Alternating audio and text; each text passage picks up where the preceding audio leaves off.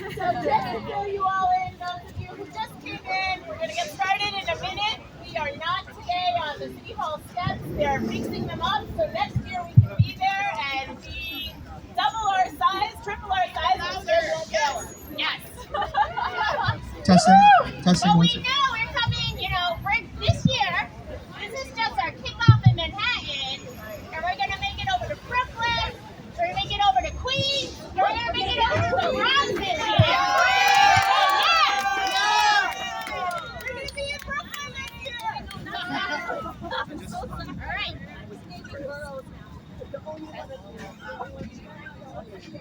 All right. Was that like a question? Test. All right. Kicking off? Yeah, I think we can kick off today. Thank you so much, everyone, for coming. Thank you for marking the beginning of Asian American Pacific Islander Heritage Month today with 18% and growing. Woohoo! Okay, so I am Anita.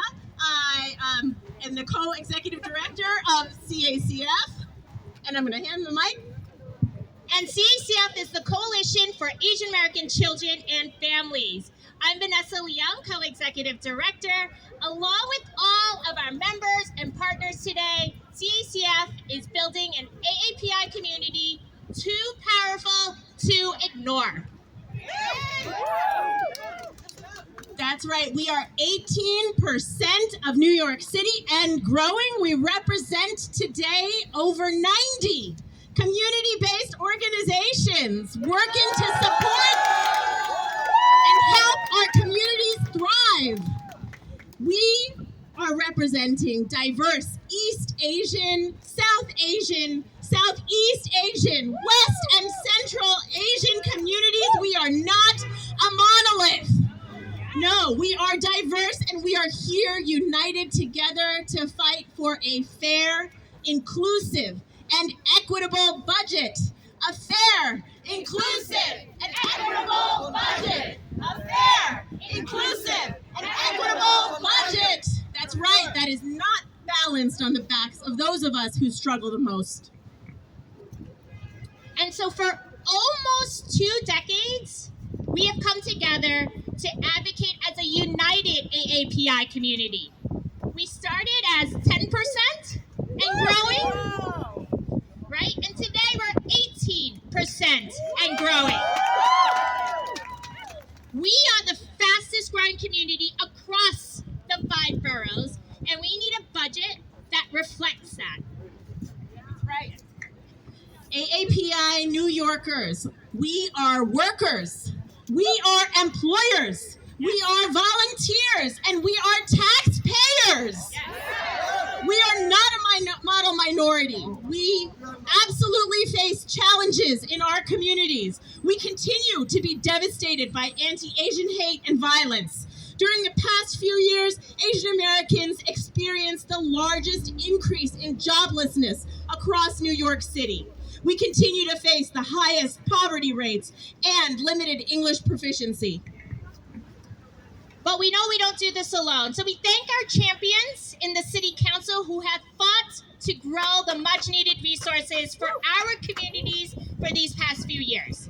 The AAPI Community Support Initiative was begun through our work in partnership together with all of you here and everybody else across the city.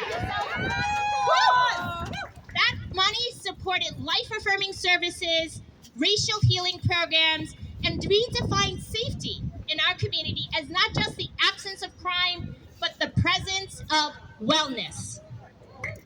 That's right, and today we are here asking our champions to continue to fight for us. We require the resources to serve our communities and our growing needs. We need culturally responsive and language accessible services and supports. We need our communities to thrive along with all of New York City because we are New York City. We are 18% and growing. So it is actually my honor to actually turn the mic over to CACF's Director of Policy and Government Relations, Felicia Singh. Thank you. Let's start with a chant. Get ready to clap if you can. And if you can't clap, make sure I hear your voices really loud. A fair, equitable, inclusive budget. A fair, equitable, inclusive budget. A fair, equitable, inclusive budget. Thank you so much. I'm so excited that you're all here. I am Felicia Singh, Director of Policy and Government Relations at CACF.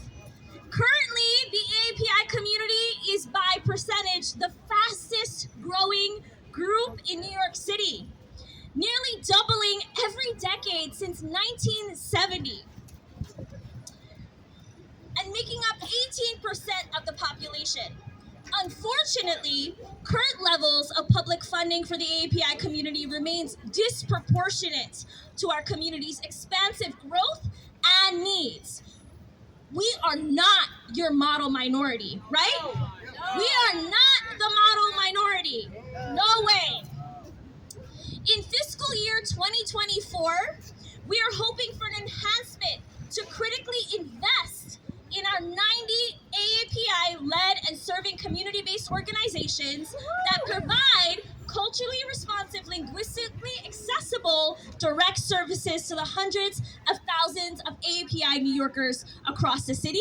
And guess what? Y'all are all behind me right here. So give a round of applause and a cheer. Our community needs mental health for vulnerable children and families. Our community needs mental health care for children and families. We need support to combat domestic violence. We need support for food pantries that are still happening across this city. We need accessible health care and so much more. So this year, our budget priorities are $7.5 million for AAPI Community Support Initiative, $4 million for Access Health NYC, $7.5 million for our Communities of Color Nonprofit Stabilization Fund. Yes, that's right. Communities and programs like Access Health NYC fund CBOs to provide education, outreach, and assistance to all New Yorkers on how to access healthcare coverage, how to ensure that you are able to get the healthcare needs in your community. So Access Health NYC, which is our $4 million ask, is incredibly important. We want a fair, equitable, and inclusive budget. The time is now to fund our communities, right? Thank you. I'm going to pass it back to Clifford. Thank you, Felicia. Again, what do we want? We want a fair, equitable, inclusive budget. A fair, equitable, inclusive budget. One more time. A fair, equitable, inclusive budget. We stand here today with our diverse allies. I see so many of you on those planning calls. I see so many of you at these rallies. I see so many of you working day in, day out as a community-based organization, a social service provider, but more importantly, a medium to culturally responsive care and linguistically accessible care in a society where you are doing the work, employing hundreds and thousands of API New Yorkers, and you are providing care and not cuts within homes of API families, right? So again, my name is Clifford Rajaprosa, Budget Policy Coordinator for CACF. Now we have a great line of speakers coming up, right? A great line of community leaders and organizers and providers who care about our community and cares what we need to put back. It's the budget now and going forward in the city of New York. So first up, I want to introduce Carlin Cowan, the Chief Policy and Public Affairs Officer for the Chinese American Planning Council. Shout out to Carlin for making it out here. Good morning, y'all. Okay, I know it's rainy, but we can do a little better than that. Good morning, y'all. Good morning. All right, that is the energy that we are bringing to this budget fight. My name is Carlin Cowan, pronouns they, them, and I'm with the Chinese American Planning Council, CPC. Since 1965, CPC has been working with Chinese American, Asian American, and immigrant community members to provide across-the-board social services in all 5 boroughs in New York City. The needs in our community have only grown in the last few years, yet we haven't seen the funding grow proportionate to those needs, have we? No. And that's not okay, and that's why we're all here today. CPC, before 2020, served 60,000 New Yorkers every year. Now we serve over 200,000 New Yorkers every year because those community needs only keep growing. And yes, we're proud to serve our community members, but that's not a number we're proud of because we shouldn't have that many community members that need help getting food, that need help getting housing, that need help getting health care on a daily basis. I'm tired of talking about what our community members need. I'm ready to talk about what our community members deserve because we all deserve to thrive. Our community members deserve safe, affordable housing. Our community members deserve health care in the languages we speak and affordably with insurance. Our community members deserve resources and information provided in the languages that we speak with trusted organizations that are ready to provide it and help our community members through it. Our community members deserve true public safety. Our community members deserve care and not cuts. And that's why we're all here today calling for Access Health, calling for language access, calling for the AAPI Community Support Initiative, and calling for a budget that lifts up and invests in our communities instead of a budget that cuts and uses policing to harm our communities. We are ready to invest in all of our diverse communities now. Thank you. Thanks, Carlin. Now, again, what do we want? A fair, equitable, and inclusive budget, right? And so I want to call on, I think Shin is here. She is the budget director for Councilmember Ung, who couldn't make it but sent Shin to say a few words in solidarity. Hi, good afternoon, everyone. My name is Shin Woo. I am the budget director for Councilmember Ung. I would like to first thank CACF for hosting this 18% and growing rally. It is an honor to be standing among community leaders who comes together to articulate one thing, right? A fair, equitable, inclusive budget. As our representation and numbers continue to grow, we will ensure that growth is not only reflected in our numbers but also in our funding. In all levels of government. Councilmember Ung is happy and will continue to support and advocate for these important initiatives and policies that will not only promote equity but also celebrates our diversity. Thank you so much. Thanks, Shin. Now, I want everyone here, take a look around you. Take a look at the diversity here, the diversity in culture and languages and the neighborhoods, right? And this is exactly what we're fighting for. And so next up, I want to introduce Rochelle Ocampo. She's the president of the National Federation of Filipino American Associations, New York chapter. Shout out to the Filipinos in the room. Thank you, Clifford, and thank you, CACF and the 18% and Growing Coalition for hosting this. I am, as Clifford said, Rochelle Ocampo, and I'm the president of NAFA, National Federation of Filipino American Associations, New York chapter, and proud member of CACF and this growing coalition. NAFA's mission is to promote the welfare and well-being of Filipino Americans by amplifying our voices, advocating on behalf of our interests, and providing resources. With Filipinos representing 6.7% of AAPIs in New York City, the Filipino population is the fourth largest AAPI population in both New York City and New York State. Yet, we are still excluded. Yet, we still experience widening gaps between the critical investments of the government and our community's needs. In the past decade, we lost 3 physical spaces for Filipinos to gather and receive direct services. Today, we are asking for equitable access and opportunity to critical funding for our community.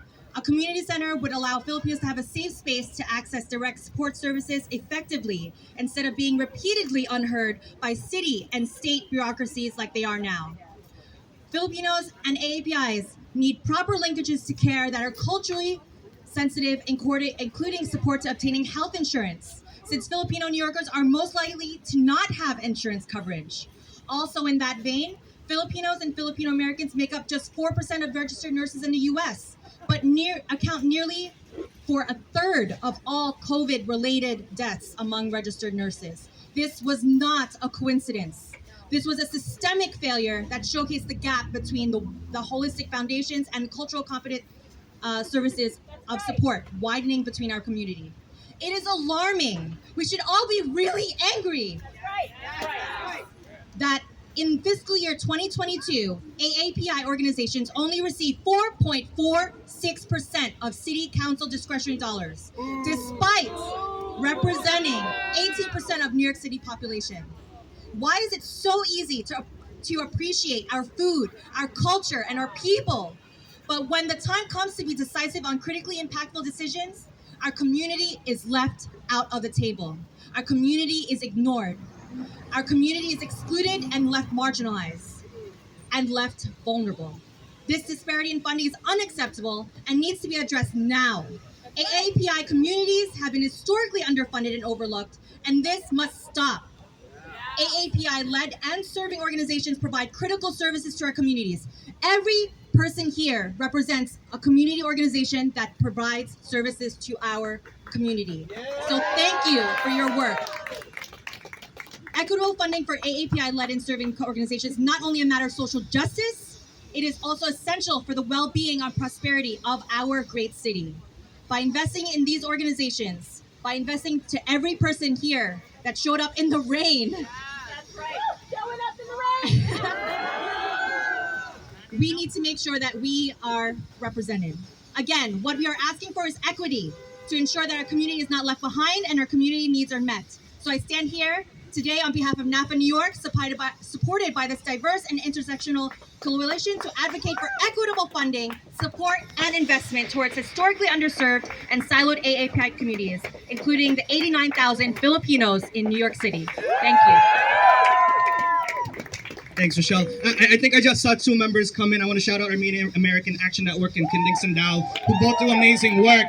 And I'm a man of symbolism, right? And I believe that if they got money to construct and to fix the stairs, they got money to put into a budget that supports our communities, right?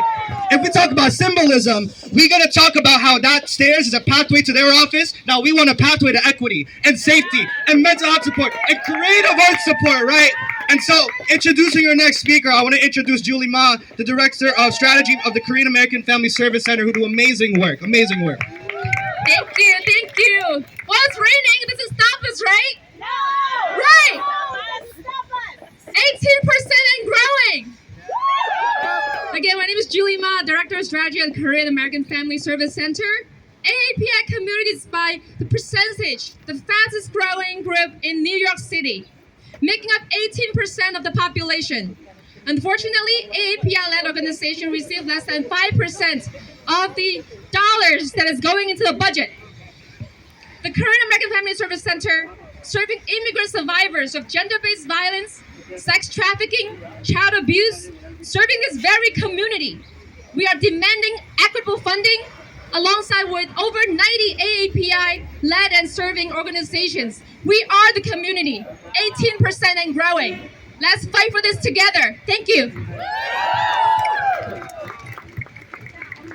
Thanks, Julie. Now, I want to acknowledge that this month is AAPI Heritage Month, right? And there's a reason why we're going across New York City to rally for an equitable budget in the month that is supposed to symbolize and uplift our heritage, right? Now, for those who don't understand what this month means to us, it means not just posting that this is AAPI Heritage Month, not just taking a picture with us or doing a celebration because it's AAPI Heritage Month. Put your money where your mouth is and fund the AAPI community and the diaspora that we truly are. So I want to introduce our next speaker, coming down from the boogie down Bronx. She's executive director of Sopna Dia Basusan. Hi everyone. Good afternoon. I'm a stand-in today, so I'm gonna try to be as eloquent as I can.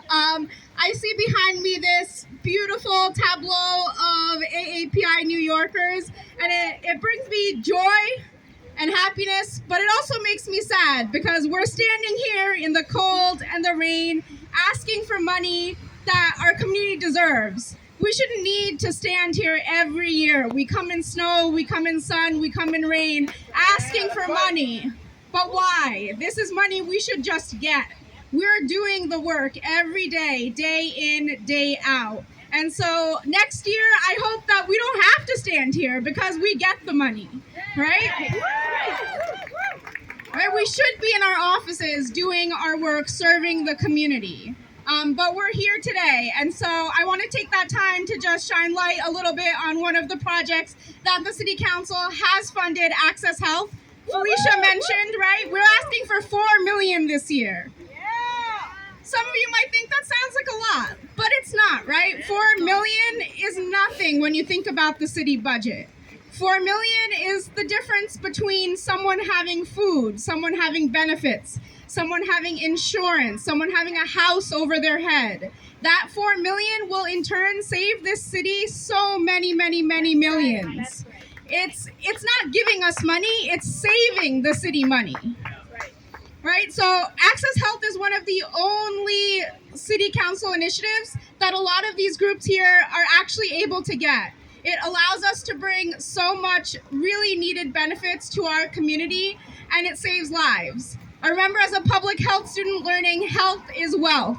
And I see that every day, right? If we don't have health, we don't have anything. We can't work, we can't enjoy our lives and really thrive in this city, right? We keep seeing 18%.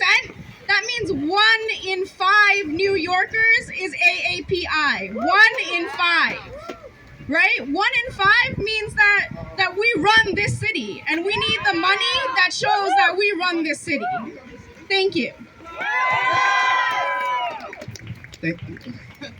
Thanks, Dia. I really appreciate that. I think one thing to note is the lack of critical investments in legal services and immigration investments in our community, where we are a community that requires that support, and we have been isolated and divided, and we have not been included and added to that table. Well, I say break that table. Break that table, and we're going to show up there. No chair. We don't need a chair. We're going to show up there. We can stand in the room. So I'm going to pass it off to Angela Lee, the Civic Engagement Coordinator for Immigrant Social Services, to talk about some immigration work.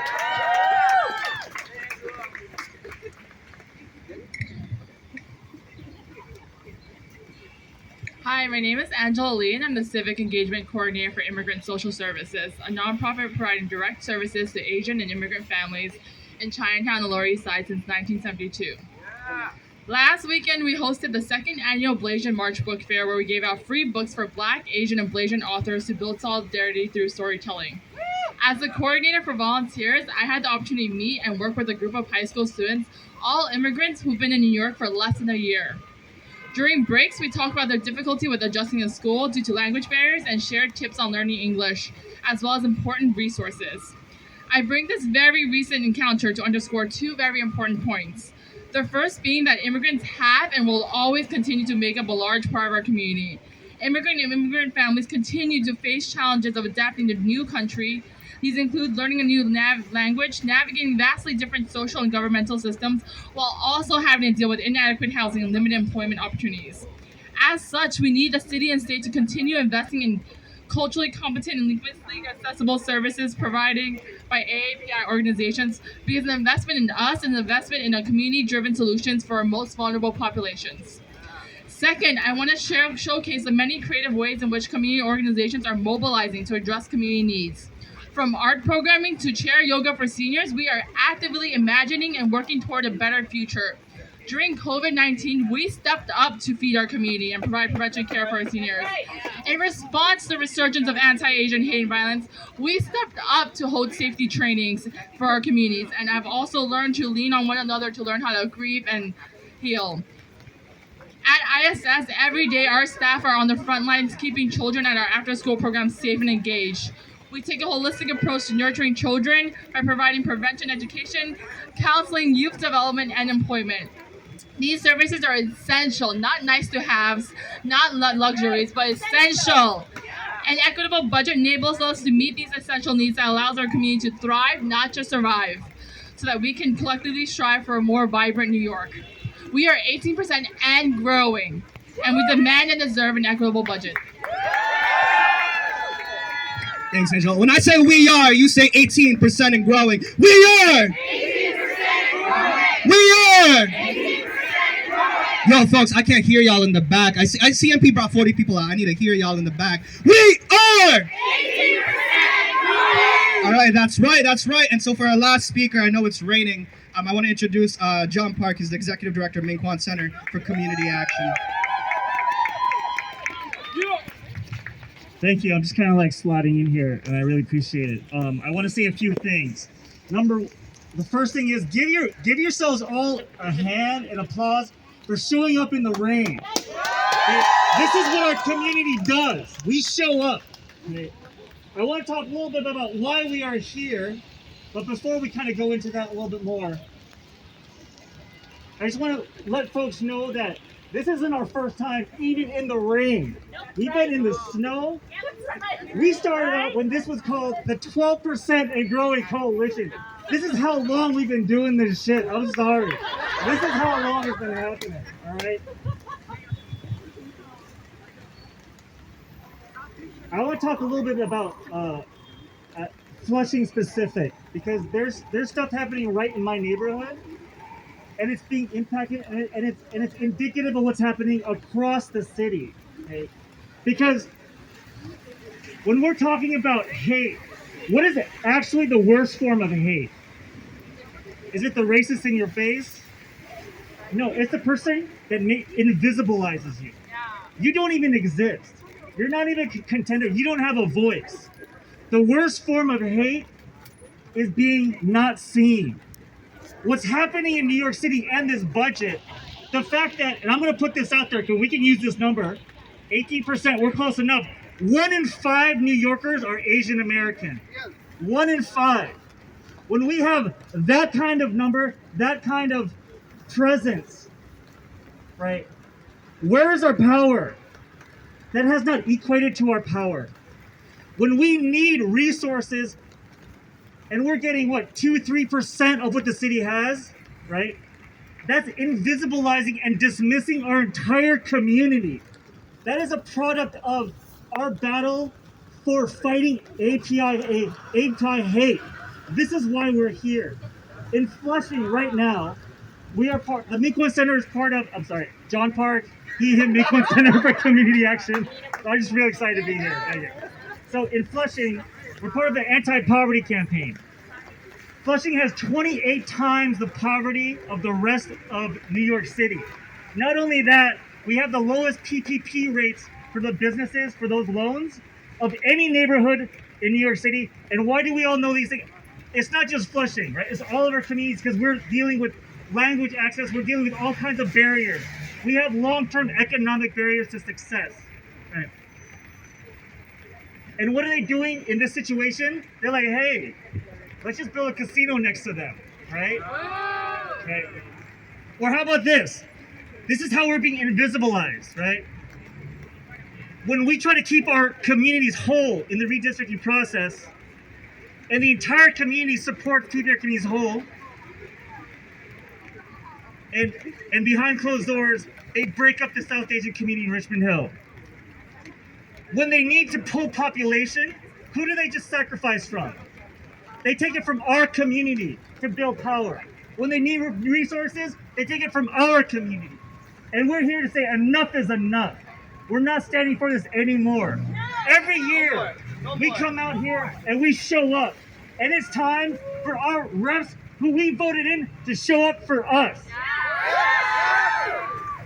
We're sick of being dismissed with the budget. We're sick of the anti-Asian violence. We're sick of the city and everyone's response to our needs. I want to do a quick little chant. If I can't see you. It's a quick little call and response. All you gotta say, but say it loud, is stand up and fight back when I say is a response. And let's say it loud. Let's mean it. When we say we're gonna stand up and fight back, let's use our voices. Let's say it loud so that they can maybe hear it over at City Hall. When Asian Americans are under attack, what do we do? When our budgets and our resources are under attack, what do we do? When our families, our mothers, our children, our parents, our grandparents are under attack and afraid to go out on the street, what do we do? What do we do? What do we do? Louder so they can hear. What do we do? And that's why we're here. Don't forget that. Thanks, John. John was the final speaker, so we had to give him that amount of time in the chant, you know. So, in closing, I want to say thank you, everyone, for coming out here. Again, give yourselves a round of applause. Give yourselves a round of applause, because we'll be invisible no more. We'll be invisible no more. And again, so we're kicking this off as our first rally in Manhattan. We're going to be heading to Queens next week. We're going to be heading to Brooklyn the week after that. And we're going to be heading down to the Boogie Down Bronx right after that. I apologize, Staten Island, but we'll be there next year. So again, we are the 18% and Growing campaign, and we're going to take a group picture to acknowledge our presence here between 250 Broadway and between City Hall. So if everyone can come in for the picture.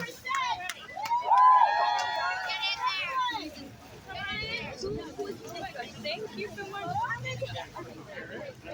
I'm going to... Thank you so much. Not even Francis! Francis, you got the bag?